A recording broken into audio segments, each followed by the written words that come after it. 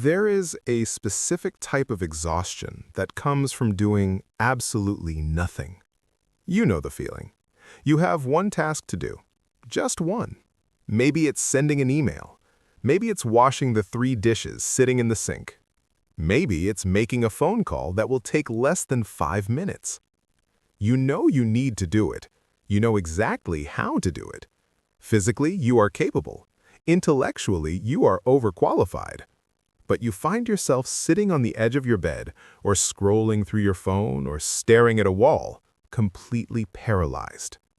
The minutes turn into hours. The shame starts to build in your chest like a physical weight. You scream at yourself internally, "Just get up, just do it. What is wrong with you?" But your body refuses to move. It feels like laziness. It looks like laziness to the outside world, but deep down, you know it isn't rest. Laziness feels good.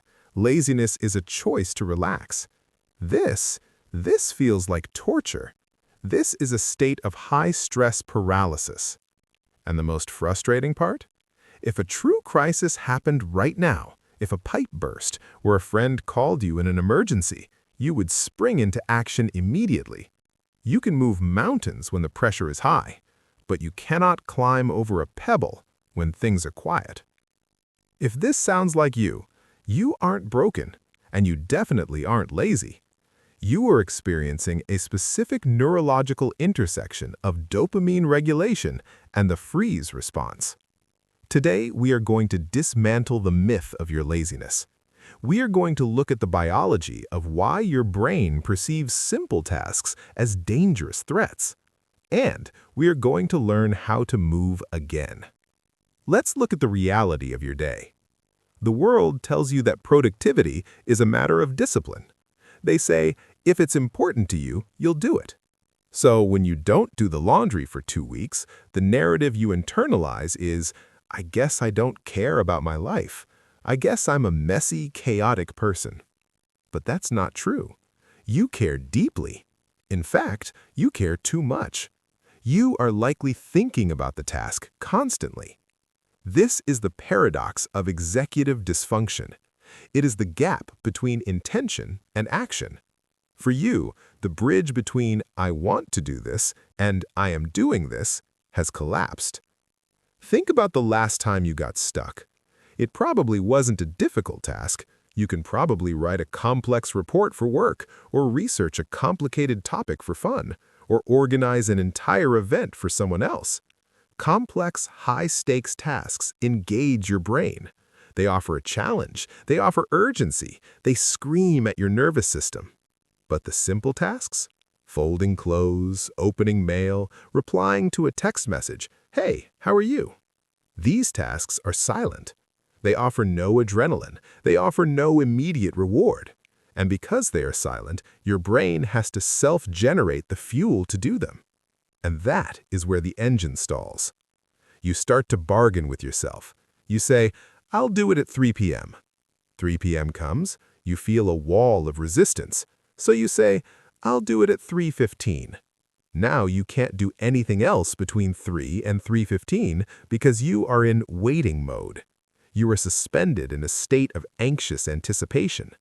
By 6 p.m., you haven't done the task, but you also haven't rested. You are exhausted, depleted, and demoralized. You have burned all your energy inhibiting your own impulses, fighting a war inside your head. This affects your identity. You stop trusting yourself. You stop making promises to yourself because you know you won't keep them. You begin to identify as a procrastinator or a failure. You assume that everyone else has some secret manual for life that you lost. But this isn't a character flaw. This is a safety mechanism gone wrong. Here is the truth that changes everything. You are not avoiding the task because it is too hard. You are avoiding the task because it is too boring. And, to your specific brain type, boredom is not just annoying. Boredom is perceived as physical pain.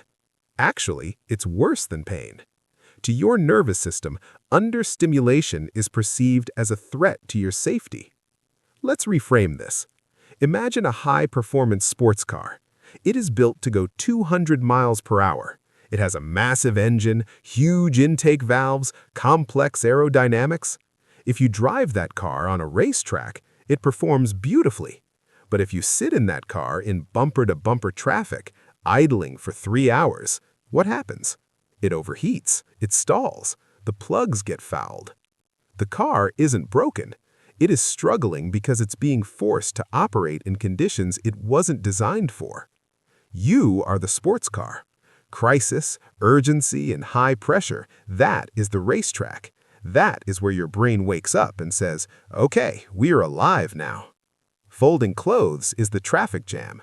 It requires you to slow down, regulate your own speed, and sit with your own thoughts.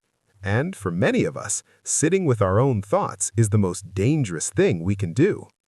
You aren't lazy. You are understimulated and overregulated. You are trapped in a functional freeze. Your body has entered a hibernation state to preserve energy because it senses that the environment, the boring task, isn't offering enough nutrients, dopamine, to justify the expenditure. Let's look at the mechanics of this. Why does this happen? It comes down to two major components, the dopamine threshold and the amygdala hijack. First, let's talk about task initiation. In a neurotypical brain, the thought, I should wash the dish, releases a tiny microdose of dopamine, just enough to get the body moving. The brain anticipates the reward of a clean sink. Action follows thought. In your brain, that microdose is missing. Your baseline for stimulation is higher. The thought, I should wash the dish, doesn't release dopamine, it actually depletes it. Your brain calculates the return on investment. Energy required, high. Dopamine reward, 0. Result, do not move. So you wait. You wait for the panic monster. You wait for the deadline to be 10 minutes away. Why? Because panic releases adrenaline, and adrenaline is chemically very similar to dopamine. It's a dirty fuel, but it's fuel. It kicks your engine into gear, and you finally move. But running on adrenaline burns you out. Second, let's look at the emotional regulation aspect. This is the part most people miss. Often, the task isn't just boring, it's emotionally loaded. Take the email you need to reply to. It's just an email, but your amygdala, the fear center of your brain, scans it and says, what if I say the wrong thing? What if they are mad I took so long? What if this leads to more work? The task is no longer sending an email. The task is now navigating social rejection and future uncertainty. This triggers the freeze response.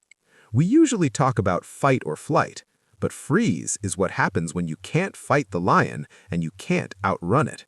You play dead. When you sit on your couch scrolling for 3 hours, avoiding the shower, you are psychologically playing dead. Your nervous system has detected a threat, the uncomfort of the task, and locked your muscles to keep you safe. You are stuck in a loop of high arousal, anxiety, and low energy, immobility. It is a biological stalemate. You are pressing the gas and the brake at the exact same time. So how do we break the stalemate? We cannot use willpower. You have already tried that. Willpower is a finite resource, and you have exhausted yours trying to force yourself to function. We need to hack the neurochemistry. Here are 4 psychological levers to bypass the freeze response. First, pair your dopamine. If the task provides no fuel, you must bring your own. This is not about rewarding yourself after. That doesn't work for your brain because the reward is too far away. You need the dopamine during the task. Connect the low dopamine task to a high dopamine sensory input. Do not wash dishes in silence. Put on a podcast, an audiobook, or loud music. But here's the rule.